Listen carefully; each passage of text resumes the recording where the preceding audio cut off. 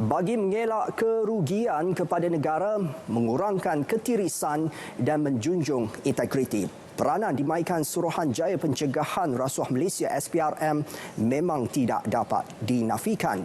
Tanpa mengira latar belakang orang yang disiasat, tindakan diambil tanpa pilih bulu. Maka tidak hairanlah apabila nama Suruhanjaya itu digeruni perasuah. Kita ikuti laporan khas mengenai SPRM sempena ulang tahunnya yang ke-53 disediakan wartawan Dian Fatia Makno.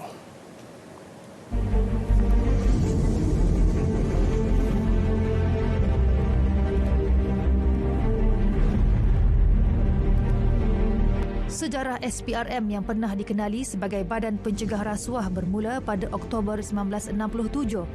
Sejak detik itu, Badan Penguatkuasaan berkenaan mengalami pelbagai fasa perubahan selari dengan peredaran zaman.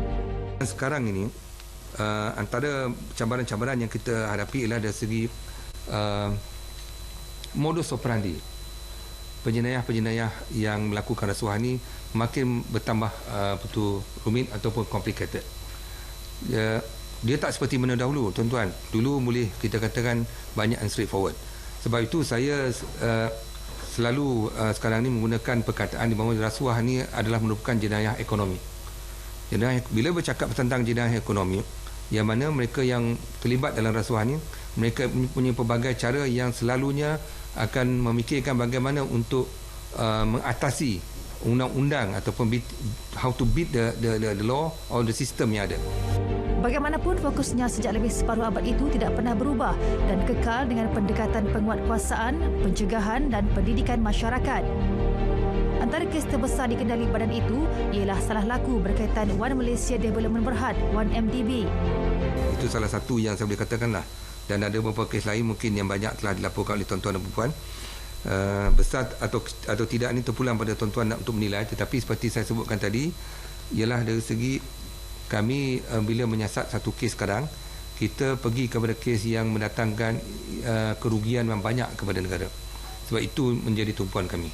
So sebaik mungkin dalam kita menyiasat kes itu, kita juga bukan setakat untuk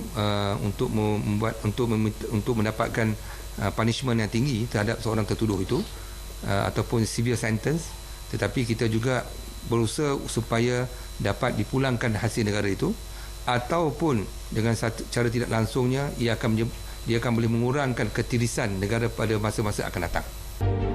Bagi meningkatkan kemahiran pegawainya, program transformasi fasa 2 yang dilancar sejak 2013 menjadi keutamaan.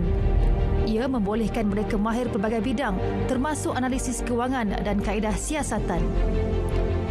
Datuk Seri Azam berharap usaha keras dilakukan SPRM terus mendapat sokongan masyarakat. Dian Fatia Makno, Berita RTM.